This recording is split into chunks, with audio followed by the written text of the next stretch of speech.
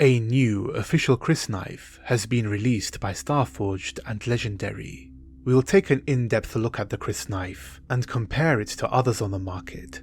So this is an officially licensed replica Crysknife by Legendary, which basically means that it has their seal of approval, and it's marketed as a Dune 2 Sandworm Crysknife, restored to the original authorized version on the official Starforged website. So let's unbox this and see what's inside.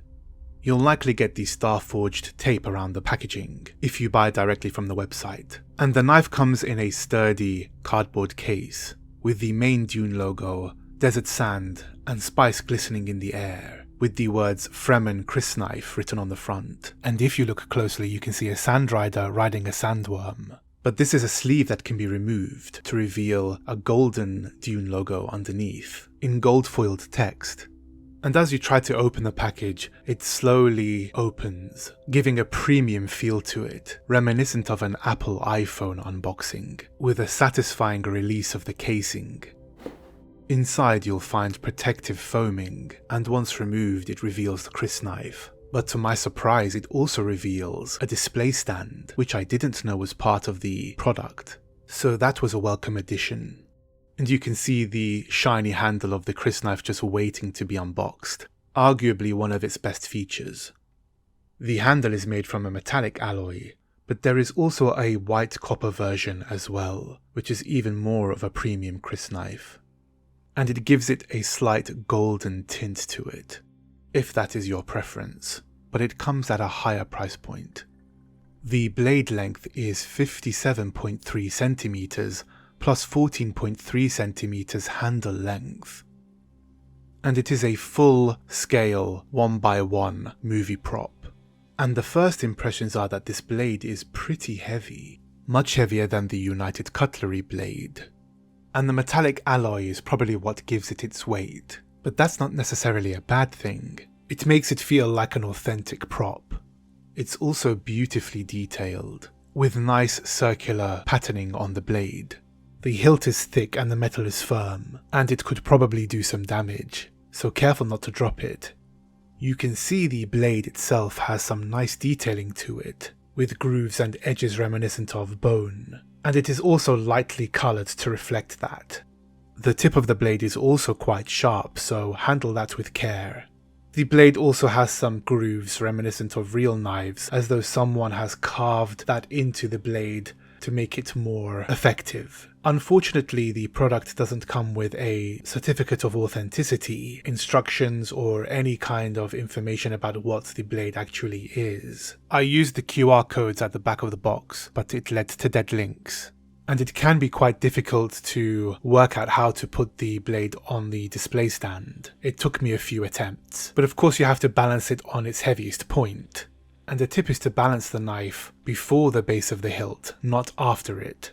You can use the 4 lines at the base of the hilt as a reference, and then it will successfully balance on the stand. Now let's compare the two existing officially licensed Crysknives side by side. I think the first thing you would notice if you were handling both these blades is just the weight difference. The Crysknife by United Cutlery is a lot lighter. I think the second thing you would notice is the difference in design. The Starforged Crysknife is definitely based on the Crysknife that Paul Atreides uses in Dune Part 2, while the United Cutlery blade is based on the Crysknife that Paul Atreides uses in Dune Part 1. So you can see each blade as being from their respective films, the United Cutlery from Dune Part 1 and the Starforged Crysknife from Dune Part 2. The United Cutlery blade has a lot more transparency to the blade itself than the Starforged blade, but the Starforged blade still does have some translucency to it. Weighing the United Cutlery blade, it comes in at 176 grams, which is about 6.21 ounces.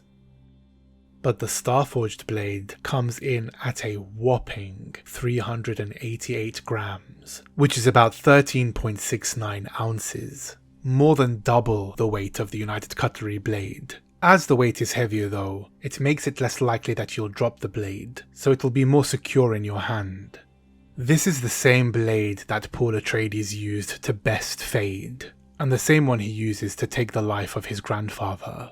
It's the same blade that he gave his powerful speech with on top of the mountain. So it's really one of those iconic, memorable pieces of film history that you'd want to own, especially if you're a Dune fan. It does make a really beautiful, nice showpiece to display on your bookshelf or your cabinet or wherever you keep your memorabilia. And of course this would be the definitive completion of a Dune cosplay if you go as a Fremen.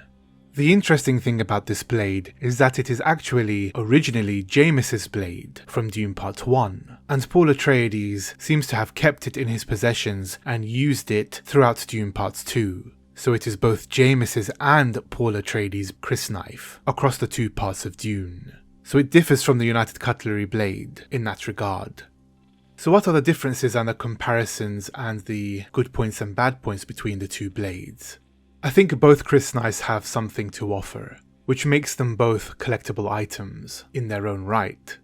The metallic alloy of the Starforged hilt really shows off the blade with its shine and its detailing, but the shakobsa on the blade isn't accurate compared to the United Cutlery blade, which is properly written. It's only a small point if you're a fan of the shakobsa from the Dune movies. As you may already know, I'm not the biggest fan of the shakobsa in the movies, so it isn't a big disappointment to me at all, but it's something to look out for. So it makes the United Cutlery blade a little more movie accurate. The detailing on the Starforged blade really gives it that sense of it being a tooth of a sandworm, with its sharp cut edges and grooves, and the paintwork is quite decent, and it matches the movie version quite well, especially the patterning on the blade. While it does have some translucency to it, the United Cutlery blade features that a lot more prominently, and while the Starforged blade has a slight shine to it, giving it an enamel finish to mimic a tooth, I feel it could have just done with a little bit more. But that's only a very small issue. It's a fine blade, beautifully crafted and collectible, and definitely one to own. Do you want to get your hand on this beautiful Crysknife? I've left all the links in the description box below, and there might be a little discount for you as well. Thank you to Starforged for sending this out to me. It's great to see high quality props like this being made for the Dune movies, so don't miss the opportunity to get one for yourself. The white copper alloy is even more movie accurate. While the United Cutlery knife retails at about $159 to $169, the standard Starforged blade retails at about $93 to $100. But the more movie accurate white copper alloy version retails at about $173 to $191. So if you pay a little more, you get a blade with a little more movie accuracy. The white copper alloy version is still a great item to own despite the price. I've left all the links in the description box below, so check those out if you want to get your hands on this beautiful blade. Thank you to Starforged for sending this out to me. It's really a great item to own, and a beautiful showpiece for your room.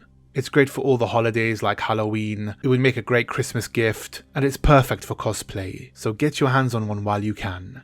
I hope you've enjoyed this review. If you liked this video, please don't forget to like, share and subscribe, and click the bell so that you can be first to be notified of new videos.